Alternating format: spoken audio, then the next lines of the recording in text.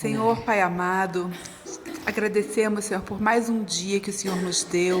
Obrigada, Pai, por esse dia maravilhoso. Obrigada por essa igreja, Pai. Obrigada por essa escola da Bíblia, Senhor. Amém, fala conosco, Senhor. Ensina-nos, Senhor, de acordo com o que Tu queres para cada um. Senhor, em nome de Jesus. Amém. Amém, amém e amém. Então a gente está, aula passada, a gente terminou naquela passagem lá de Elias e Eliseu, né? Elias subindo aos céus. Foi isso, né? Foi.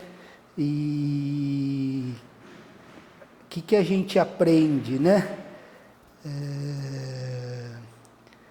A persistência, né, do ministério de Elias, né? E aí a gente vê em seguida Eliseu, né? Persistindo. A gente lê o 2 Reis, o capítulo 2, que ele fala assim, né, Eliseu: tão certo como vive o Senhor e como você vive, eu não deixarei ir sozinho, né? E ele acompanhando Elias, e por 3 vezes ele fala isso. Tão certo, né? Você vê no capítulo, no versículo 2, no 4 e no 6. Tão certo como vive o Senhor e como você vive, eu não deixarei, né? Olha a persistência dele, né? Isso numa caminhada, porque às vezes a gente lê as coisas da Bíblia, principalmente um livro histórico tipo Atos, que a gente lê 3, 4 versículos, você vê, nossa, mas olha como foi rápido. Aí você vai olhar, passaram-se 17 anos, né, 20 anos, e aquele estava caminhando com ele, e ele indo viajar. Não, você não vai comigo. Ele: não, tão certo como vive o Senhor e como você vive, ou melhor, não tem chance de eu não ir, né? Ele persistindo. E quando ele pediu, né, por herança, uma porção dobrada do Espírito, né? Ele não estava interessado em coisas humanas, né? Prova é que ele deixou tudo lá quando ele foi chamado, né? Não estava muito preocupado com honra de homens, ele estava preocupado, né, em servir o Senhor. Ele via o Senhor na vida de Elias.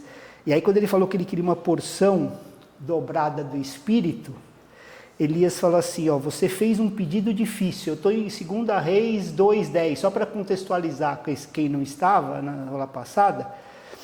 Aí ele falou assim: você fez um pedido difícil. Se você me vir quando eu for levado, será como você pede. Porém, se você não me vir, não será.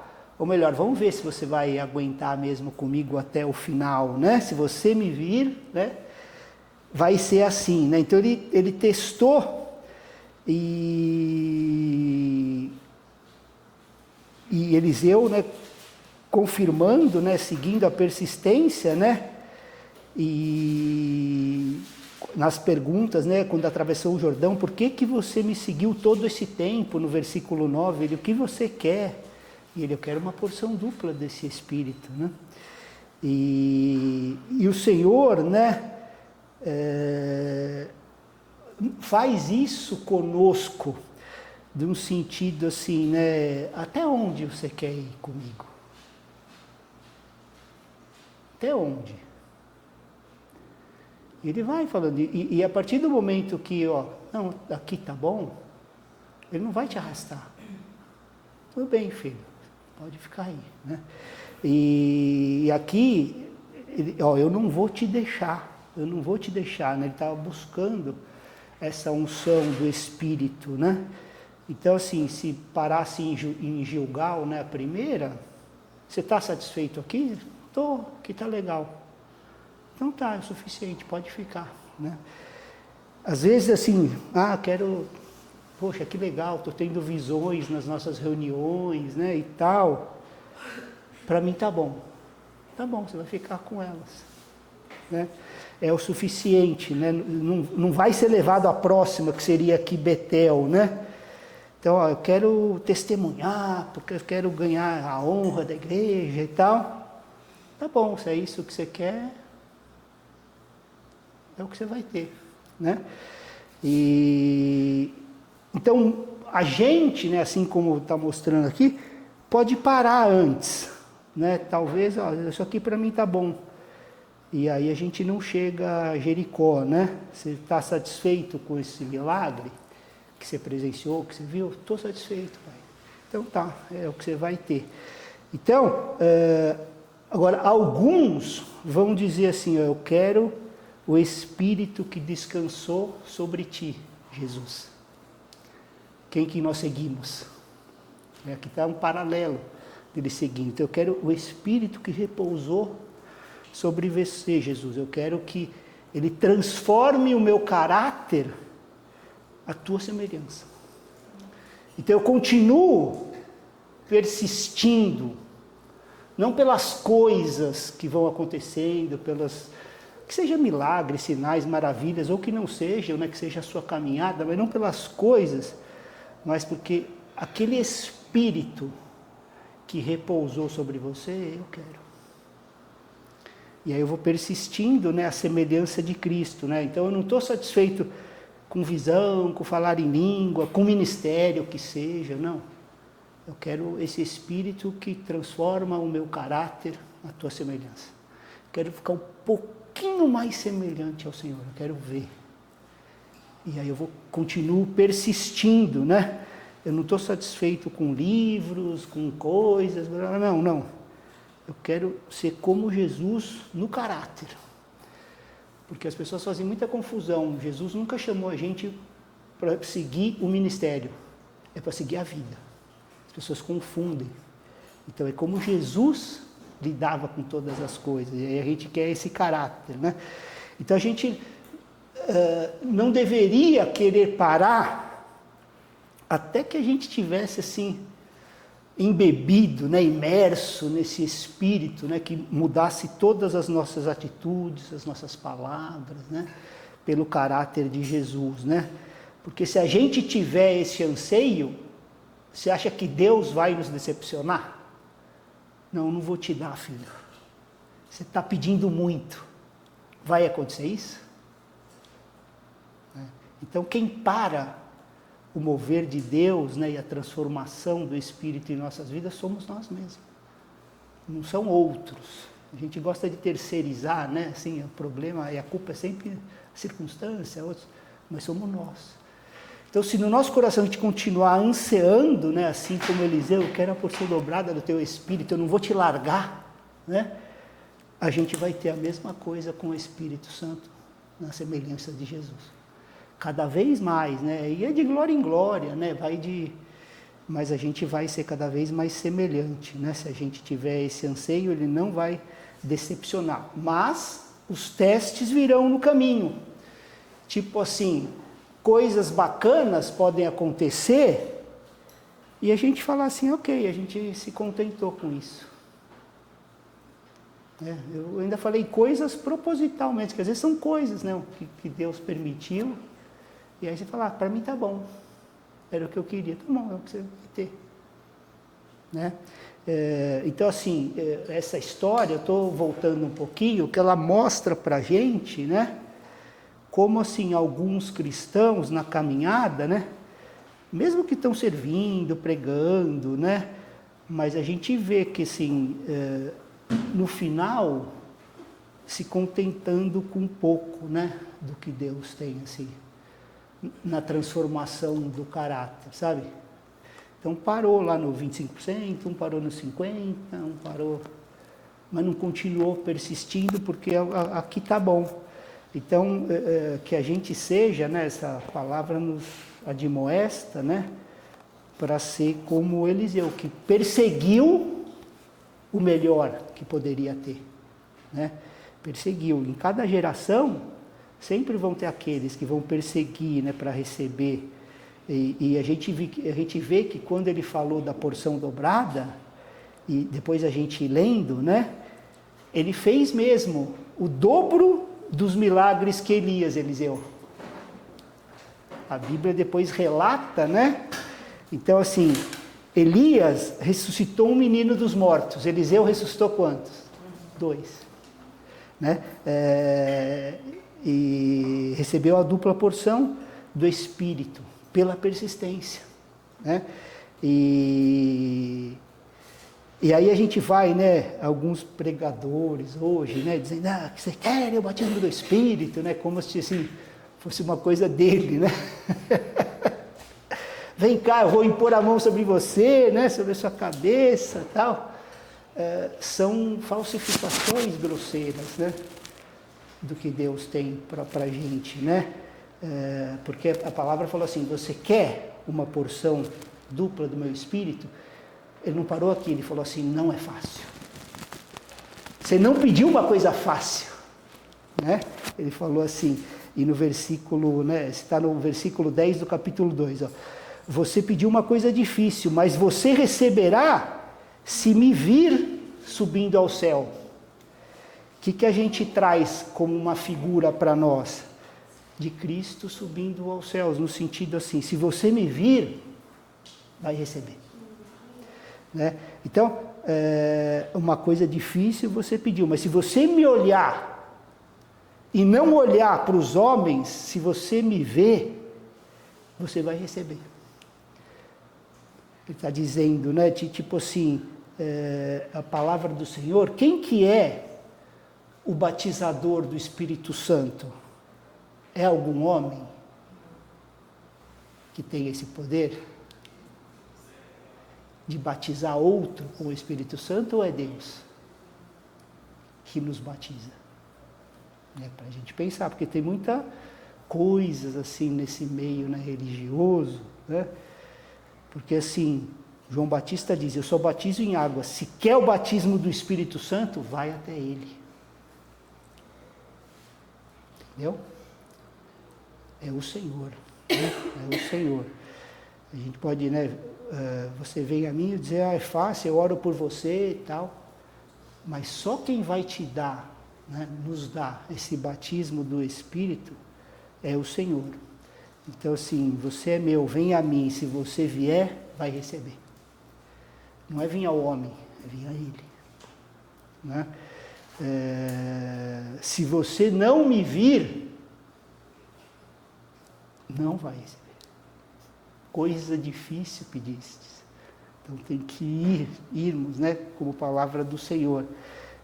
E aí, quando eles estavam conversando, veio o carro de fogo, né, Elias subiu, ele pegou o manto, né, que houve a prova imediata, que ele tinha a dupla porção, porque ele voltou para o Jordão, feriu as águas, e aí as pessoas falaram assim, o espírito de Elias agora descansa sobre ele, porque elas também se abriram. Né? Então, a gente não precisa forçar, mostrar algo, as pessoas verão em como o seu proceder. Então aqui, ó, as pessoas, né, ninguém precisa contar, o espírito de Elias agora descansa sobre Eliseu. Então a nossa vida e ministério vão manifestar o espírito que está sobre nós, como a gente está vivendo, né? Então, onde a gente está inserido, vai ter a manifestação do espírito que está sobre nós, né? E até para quem nos critica, né, vai ser visível. Então vai ter críticas mesmo, porque para uns vai ser um incômodo, né, porque o mesmo evangelho que te salva te condena, né? Então assim, se a gente quer mais de Deus, né, como Eliseu, né, ele continuou vivendo, né, isso que estava sobre ele. Então, assim, a gente não vai ter tempo para passar em todos, né, os milagres diferentes que ele fez, né, porque é muita coisa que tem lá no livro de 2 Reis. Mas houve um tempo, né, em que a água estava ruim, e ele falou assim, ó, traga um vaso novo cheio de sal e derramem. Está no versículo 20, né? E aí ele jogou na fonte. Assim diz o Senhor, essas águas estão curadas, e as águas se curaram, né? É legal também a gente notar aqui sobre Eliseu, no capítulo 3, que tinha um tempo, né, fala aqui dos 3 reis, né, que Jeroão, filho de Acabe, e Josafá se uniram e saíram, né, para lutar juntos contra o inimigo. E aí Josafá perguntou lá no versículo 11 do capítulo 10, há um profeta aqui, né, em Israel. E Josafá era do reino do sul. E aqui em Israel, né, tem um profeta do Senhor, né, eles estavam falando. E aí o rei de Israel disse sim, porque ele sabia que Elias tinha partido. Então há outro profeta, porque Josafá era do sul e Elias e Eliseu eram do norte, né, na divisão. E aí Josafá vem para essa batalha dizendo assim, há um profeta que possamos indagar a palavra do Senhor, e veja como assim descrevem Eliseu. É isso que eu queria só notar nessa passagem, né? Que ele era filho de Safate, no versículo 11. Qual que é o título dele que está nesse versículo 11 aqui, do capítulo 10? Aquele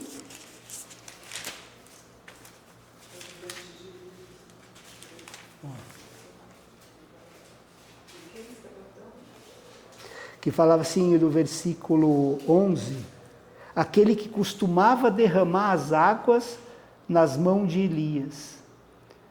Né? Então assim, depois que Elias comia, né, isso é só para a gente passar, para a gente entender assim, o coração, a humildade. Né?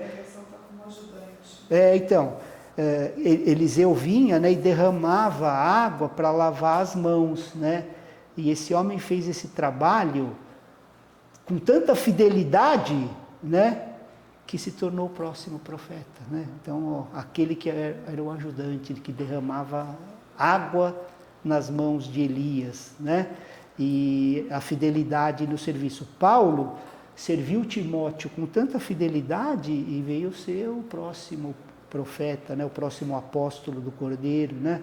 Assim como Josué servindo Moisés, né, com tanta fidelidade, se tornou o próximo, né? E o título que Eliseu, né, então não era assim conhecido, o pregador, o profeta, não, aquele que serve, né, o ajudante na versão da Karma, né? Então assim, é importante a gente ser fiel em todas as coisas que Deus nos colocou para fazer, né? Porque às vezes a gente quer tarefa menor, a gente não, tipo, parece que meio que não liga, né? Fala assim, isso aqui... Mas se você está fazendo aquilo, né, por que não vai ser fiel? Né? Então tem muita gente que não está disposto a ser fiel nas tarefas simples e humildes, assim, né? E Jesus, né, nos ensina o contrário, né? Se a gente for seguir Jesus, até o fim da nossa vida nós vamos lavar os pés.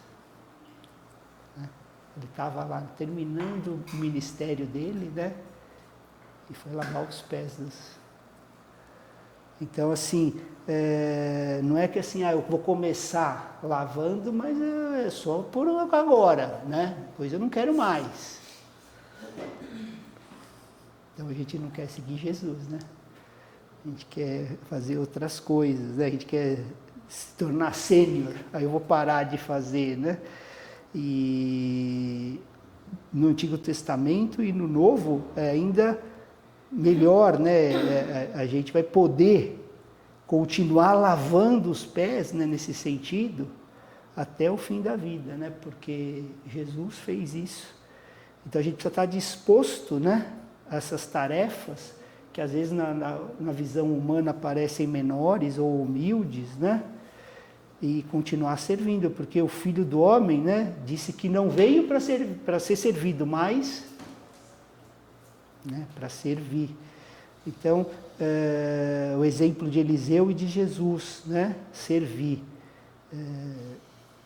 Quer ser servo do Senhor? Como que eu vou servir ao Senhor? Servindo as pessoas. Servindo as pessoas, é servindo o meu próximo que eu sirvo ao Senhor. E Jesus foi muito claro, né? Quando que te demos água? Quando você deu água para o irmãozinho que estava com sede, né? Mas quando que a gente foi te visitar na prisão? Quando você foi visitá-lo. Era assim que você está servindo o Senhor. Né? Então a gente sempre precisa pensar na gente como servo dos outros, uns dos outros. Se colocando no lugar de que eu posso servir o meu irmão, né, com os dons que ele nos deu. Como que eu posso abençoar o meu irmão servindo ao Senhor? A gente tem que sempre ser isso, né? Eles podem, né? A gente às vezes pode ser até gentil com as pessoas, mas será que nós estamos assim, vendo como eu posso servir aquela pessoa? Ou eu estou meio assim, né? Como eu posso ser servido nesse lugar, né? Aí a gente vai tendo que reposicionar o nosso coração, né? Porque Jesus, mesmo no final, estava disposto a lavar o pé de todos, né? E assim, a gente percebe que muitas vezes, né, no ministério, as pessoas vão caminhando e vão parando de servir, se põem no lugar de ser servido. Pode reparar. Buscando honras, né, de homem e tal, e param de servir.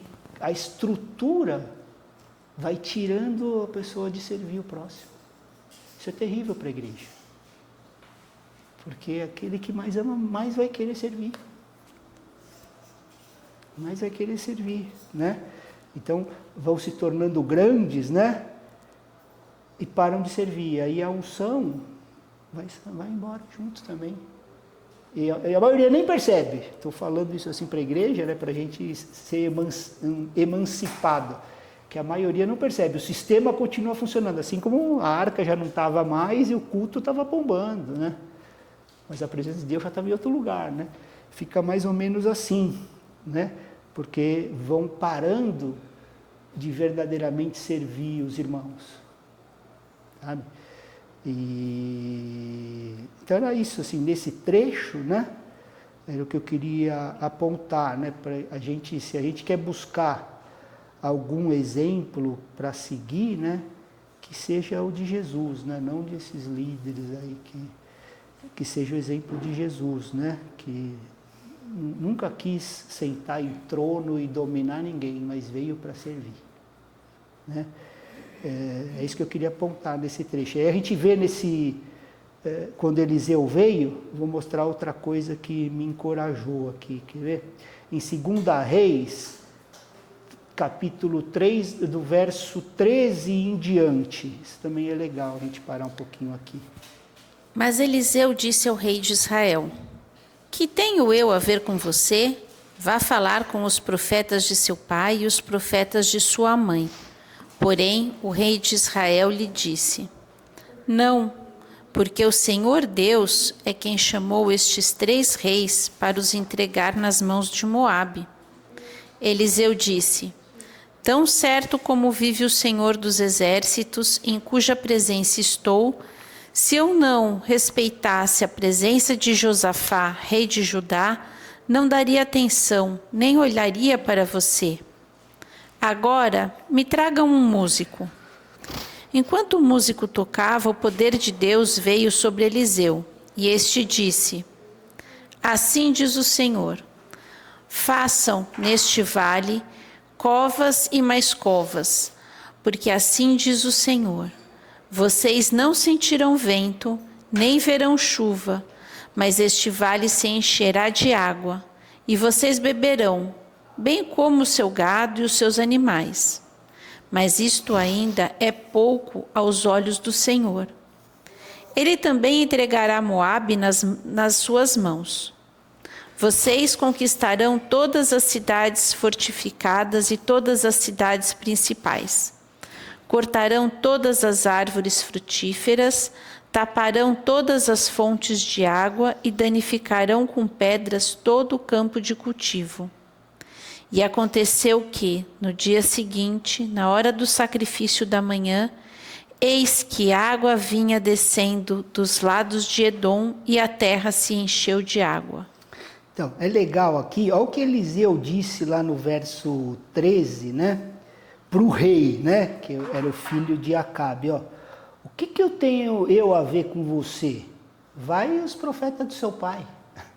Como ele era ousado, né? Era o rei. E o que eu tenho a ver com você? Os profetas do seu pai, né? E aí Eliseu, né, ó, vou te dizer uma coisa, se não fosse por Josafá, que é um rei um pouco temente a Deus, eu nem para você olharia. Né? E aí, mais para frente, no verso 15, ele fala, ó, tragam alguém, né, que toque harpa, ou que seja guitarra, baixo, teclado, né? Alguém que toque algum instrumento musical, né? E a gente lê que aconteceu que quando o músico tocou, a mão do Senhor veio sobre Eliseu, né? E é um versículo, né, na antiga aliança, ele começou a profetizar. E ele fez uma profecia poderosa sobre como obter a vitória, né? Deus falando através dele, né? E é legal a gente entender a multiforme sabedoria de Deus, né? Assim, o valor de uma música piedosa, de um louvor ao Senhor.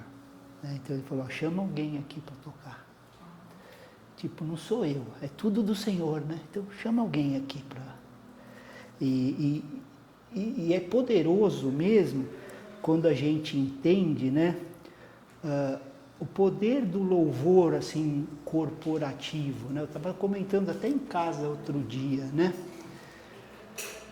O ponto alto de um canto congregacional, né? Eu digo congregacional no sentido assim, como quando a gente está unido, né? É a hora que, tipo assim, para tudo e aí só tem as vozes. Porque assim, eu mesmo sou duas mãos esquerdas cantando. Não, verdade, eu não tenho ritmo, né? Eu sei disso. Né? Não, eu sempre gostei, né? Mas nunca tive ritmo. Às vezes eu percebo que eu estou indo mais rápido do que deveria ir, né? Só que no todo fica com ritmo e melodia, porque é de todo mundo. Aí eu ouço a minha irmã cantando, assim, a voz do meu irmão, e subindo junto, assim, é a coisa mais linda. A gente vai ter que ter um filtro no céu, porque outro dia eu estava no carro e aí eu estava orando, ele estava louvando, e eu dei uma desafinada. Mas não, mas... Olha, só tem um filtro, né? Não, é assim, Deus usa as coisas que a gente pode entender meio que palpáveis para a gente ter um pouquinho do entendimento de que é. Mas Deus não está ouvindo com o ouvido. Entendeu? Quando ele fala assim, ó, fecha a porta do teu quarto para você orar. Ele não fala o teu pai que está ouvindo, e o teu pai que te vê. Então, nesse sentido, é sobrenatural mesmo, não dá para a gente, né? Quando tem os irmãos juntos, né? Porque tem o louvor da nossa parte, que nem a Carlinha no carro, eu também choro sozinho e tal, mas há uma parte que é o corpo, louvando ao Senhor, sabe? Então é o ponto alto, e aqui está falando um pouco disso, né? De trazer, ó, traz alguém aqui para louvar. Né? E aí a mão veio, né? Então não é porque só é o profeta, tal, não. É o corpo, né? Todos precisam um dos outros, né? Por isso que os que têm dom de liderar na igreja têm que ter esse discernimento, né? Não adianta ser só um bom músico. Precisa entender isso, né? Ter essa consciência limpa, né? Davi nomeava lá os cantores e músicos, e eles tinham que ser ungidos mesmo, né? O próprio Davi, e alguns desses músicos escreveram escrituras, né? Asaf escreveu vários salmos, né? Então, Deus precisa, né?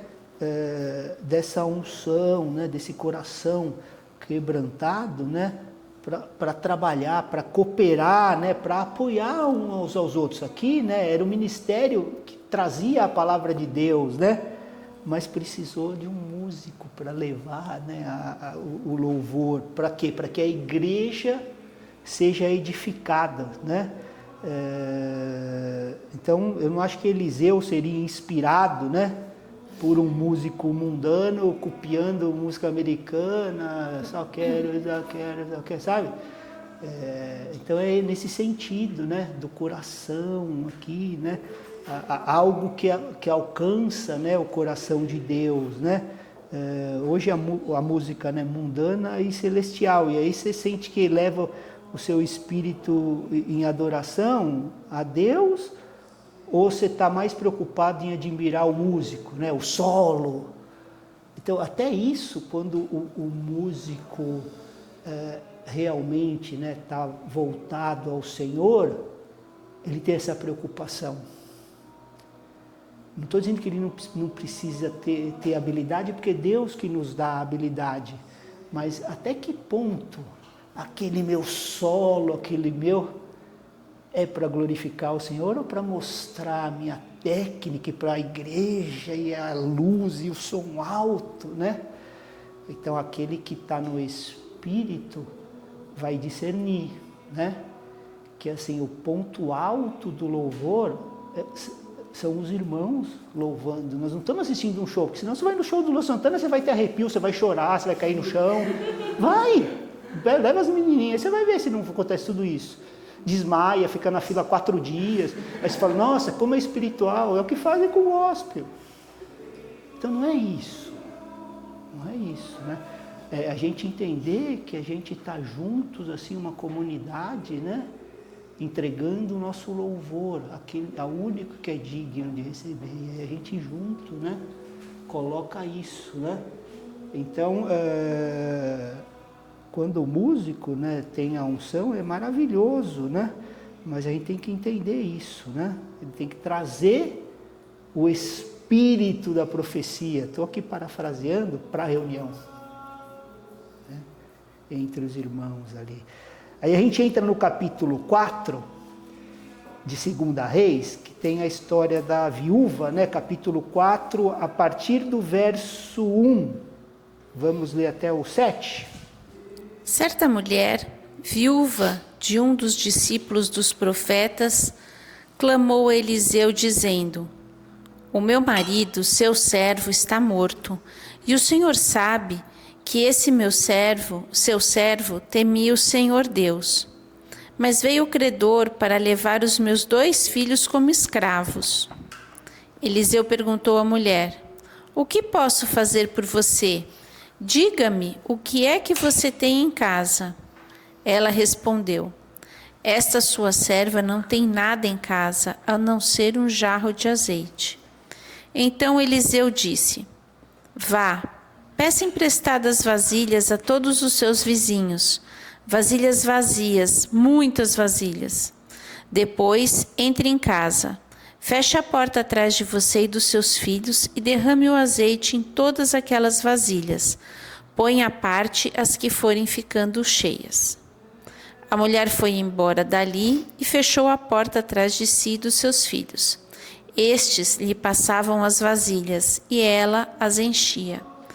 Quando todas estavam cheias, ela disse a um dos filhos: Traga-me mais uma vasilha. Mas ele respondeu: Não há mais vasilha nenhuma. E o azeite parou.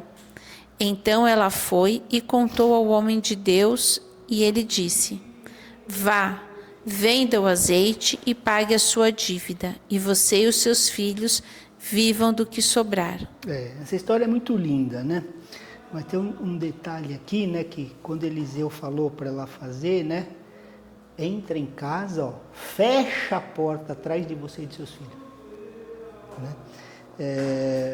É o secreto, né? Então aqui a gente lê essa história, a viúva estava lá, né? E quando Eliseu profetizava no reino do norte, Joel estava profetizando no sul. Lembra que eu falei da divisão, né, dos 2 reinos aí? Ao mesmo tempo, a gente lê isso no livro de Joel. E Joel falava, né, do grande dia em que o Espírito seria derramado. A profecia de Joel, né? E essa profecia que foi que Pedro citou lá em Pentecostes, né?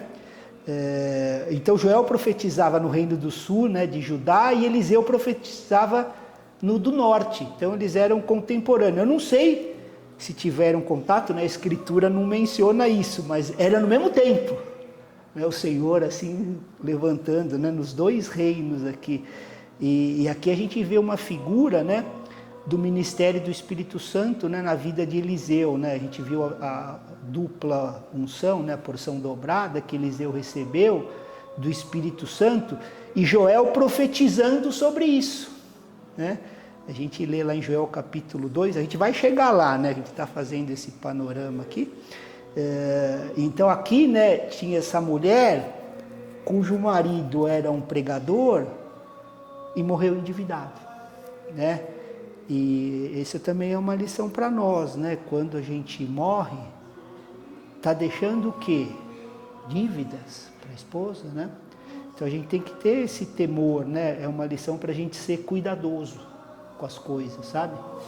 E aí diz que o credor veio levar os 2 filhos como escravos, né? E aí Eliseu diz assim: o que você tem em casa? O que ela respondeu? Nada, né? Exceto um jarro de óleo, né? E o que o senhor tem na mão, né? O Senhor perguntou para Moisés. O que ele falou? Nada, exceto o cajado. O que ele fez com o cajado? Então assim, o que a gente tem na mão, basta. O que o Senhor colocou, né, permitiu na nossa mão, basta, né? Com o cajado ele levou Israel para a terra prometida. Abriu o mar, né? Ele não tinha nada, ele falou: não tenho nada, só cajado. Ah, nada? Entendi. Então aqui, ó, nada, exceto um jarro de óleo. Então assim, o que quer dizer nada? Que o que você acha que é nada, às vezes é a resposta para todos os problemas da nossa vida. Mas você ainda acha que é nada. Entendeu? Às vezes tem algo que a gente até que despreza, no sentido assim, posso fazer nada com isso, né? E é aquilo que o Senhor vai usar, né? Essa coisinha assim limitada, que você não liga, né? É esse pouquinho de farinha e óleo aqui, que é o que vai sustentar, né? E aqui um pouco de óleo, né? Esse jarro é a figura, né, do Espírito Santo nas Escrituras, né? Então às vezes a gente diz: eu queria tanto fazer, né, Senhor?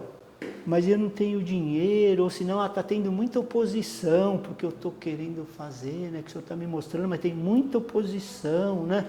Mas eu não conheço tanto para fazer isso, né? Eu não sou tão esperto, eu não tenho tanto dom, né? Não tenho tanto contato, as coisas do homem assim, né? O que fazer para o trabalho do Senhor? O que você tem, né? O Senhor fala hoje. Aí você está respondendo mais ou menos assim, sem expressar. Só o Espírito Santo.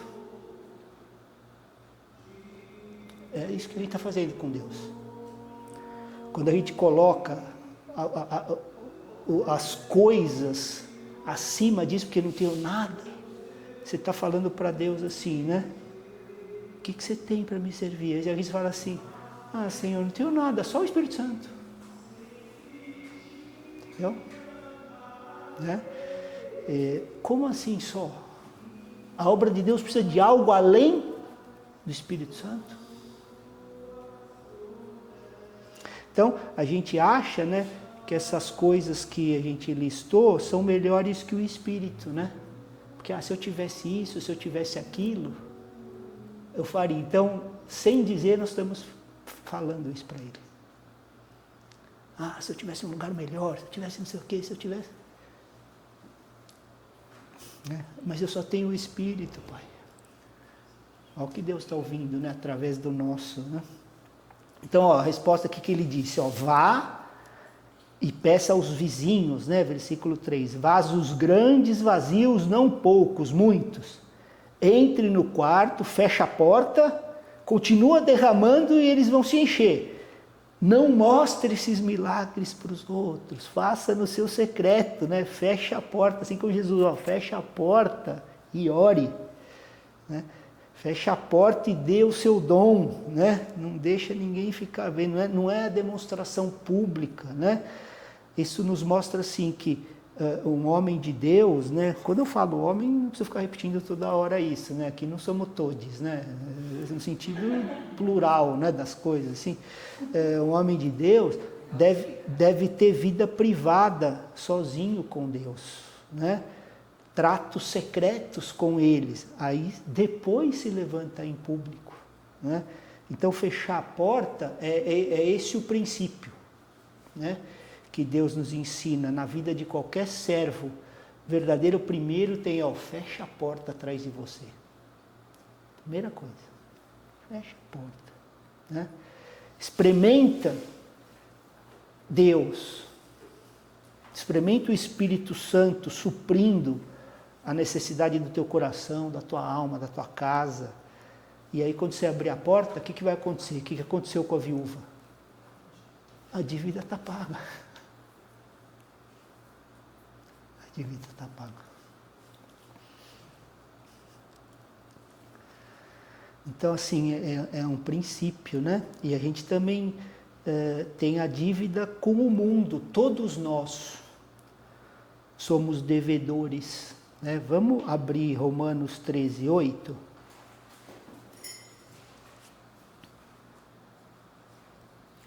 Não devem nada a ninguém, exceto amar uns aos outros. Então isso aí, igreja, a gente está sempre endividado. E às vezes eu me sinto mesmo em débito com meus irmãos, sabe? E eu não posso me justificar com, minha personalidade é mais introspectiva.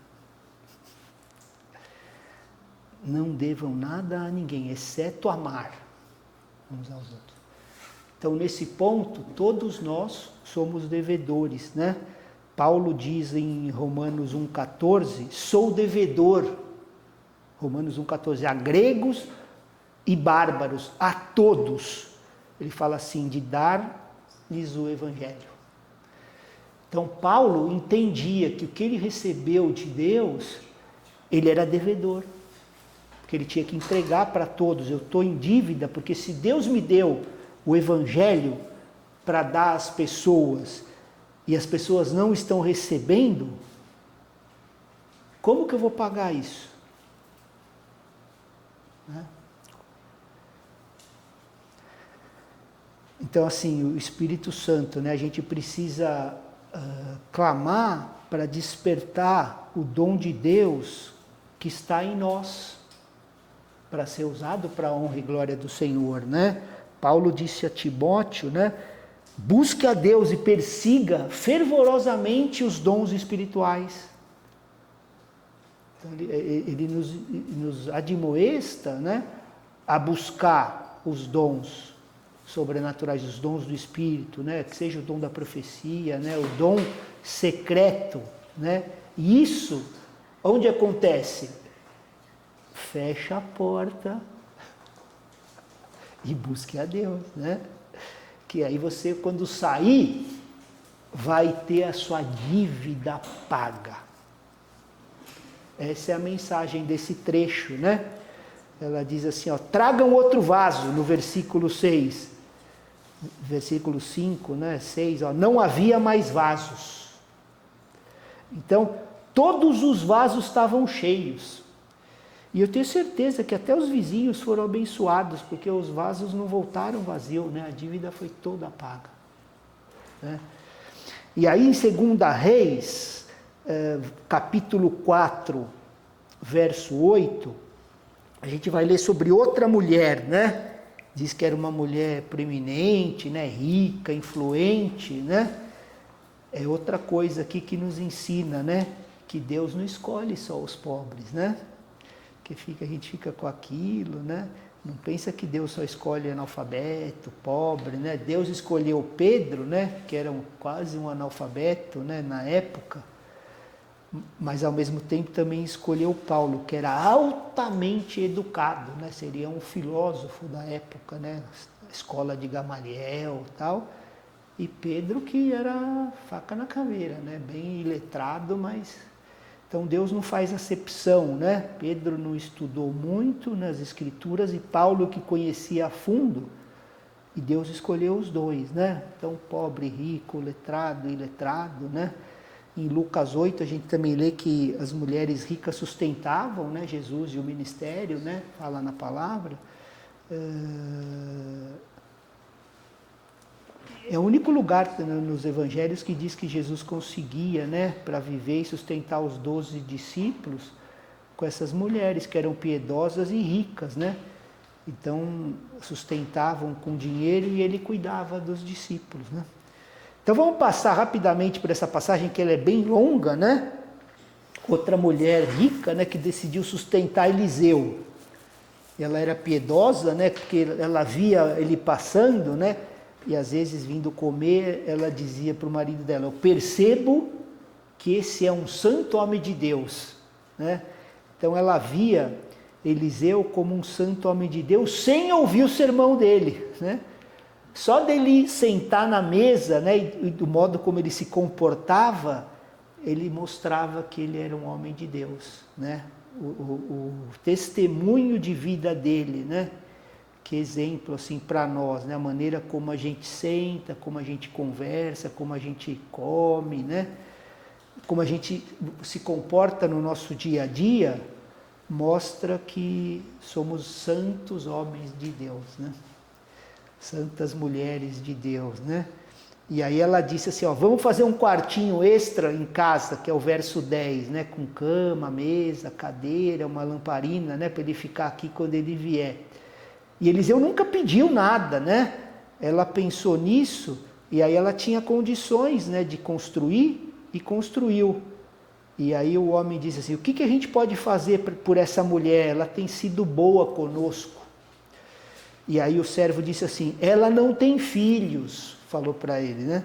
Aí Eliseu disse, ok, é uma forma da gente abençoar ela. Chame-a e diga no ano que vem, nessa data, que ela vai ter um filho. E ela teve, né? Então, assim, a gente também nunca perde quando a gente honra, né, verdadeiros servos de Deus, né? Porque o Senhor nos recompensa, nos abençoa, né? E nunca dá para competir com Deus, né, igreja? Ele sempre retribui muito mais do que a gente dá. O problema é que a gente é ruim de dar, mas ele sempre retribui muito mais, né? Vamos ver. A gente vê isso pela Bíblia toda, na verdade, né? Então a criança cresceu, né? Nasceu, cresceu, e aí um dia ela ficou doente, e no versículo 20 morreu, né? Olha só a situação. Aí a mãe disse assim, o que fazer? E não enterrou a criança, né, logo. Ela falou, vou contatar esse homem de Deus, porque foi ao homem de Deus, né, que ela foi, versículo 25, né, 2 Reis 4, 25. Aí Geazi viu, né, de longe, disse a Eliseu, ó, ei, lá vem aquela mulher, vai perguntar se está tudo bem com você, com seu marido, com seu filho, né? Eliseu se preocupava com ela. E aí a resposta dela no versículo 26, né? A mulher cujo único filho acabou de morrer, ela foi ao homem de Deus, né? E aí pergunta assim, tá tudo bem com seu filho? Vocês estão acompanhando o verso 26 ali? Aí a resposta de fé, o que ela respondeu? Tá tudo bem.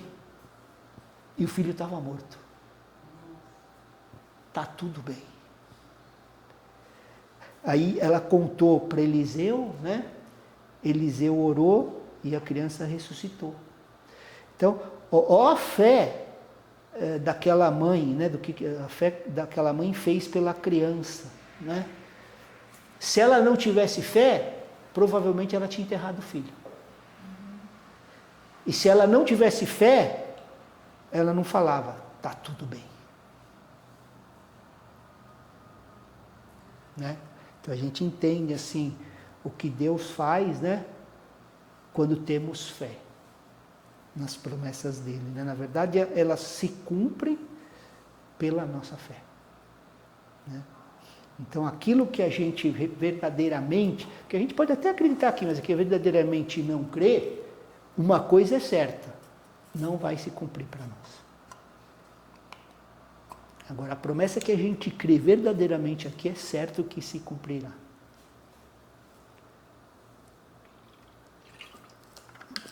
Aí para a gente terminar, faltam 2 minutos, né? Tem os versículos de 38 a 44, né? Eu estou em 2 Reis 4, tá? Então o verso 38 é outra instância em que o vinho, né, envenenado se misturou com a comida. E aí Eliseu cura, né? Para ninguém adoecer. Vamos ler do 38 ao 41? Eliseu voltou para Gilgal. Havia fome naquela terra. Quando os discípulos dos profetas estavam sentados diante dele, Eliseu disse ao seu servo: põe a panela grande no fogo e faça um cozido para os discípulos dos profetas. Então um deles saiu para o campo a fim de apanhar ervas. Ele achou uma trepadeira silvestre e, colhendo os frutos, encheu a sua capa com eles. Voltou para casa, cortou os frutos em pedaços e os pôs na panela, mesmo sem saber o que eram. Depois deram de comer aos homens. Enquanto comiam do cozido, gritaram: morte na panela, ó homem de Deus! E não puderam comer, mas Eliseu disse: tragam farinha. Ele a colocou na panela e disse: sirva as pessoas para que comam. E já não havia mal nenhum na panela. Então, assim, de novo, né, a porção dobrada, né, do Espírito do Senhor ali, né, iam morrer, né, iam se adoecer, e aí ele curou todo mundo, né, colocou lá a farinha, né, no guisado lá, sei lá o que era, né, das ervas, e já não havia mal nenhum na panela, né. A semana que vem, a gente continua daqui, né, que deu o tempo, mas é interessante, né, que a gente vai entrar no verso 42, que a multiplicação de comida para muitos, né? É a primeira menção de multiplicação de comida no Antigo Testamento antes de Jesus, né? Então tinha só 20 pães de cevada e a palavra diz assim que comeram mais de 100, né? E Eliseu disse: dê e sobrará, né? Então a gente vê, permitindo o Senhor, na próxima aula, a partir do verso 42, aí a gente entra no capítulo 5, né? A história de Naamã também, que tem bastante ensino para nós. Amém? Obrigado, igreja. Que Deus nos abençoe.